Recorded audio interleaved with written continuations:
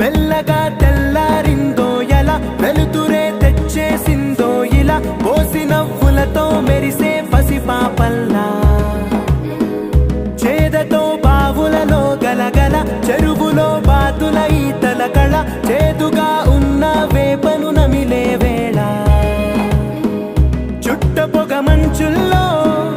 చుట్టాల పిలుపుల్లో మాటలే కలిపేస్తూ మనసారా మమతల్ని పండించి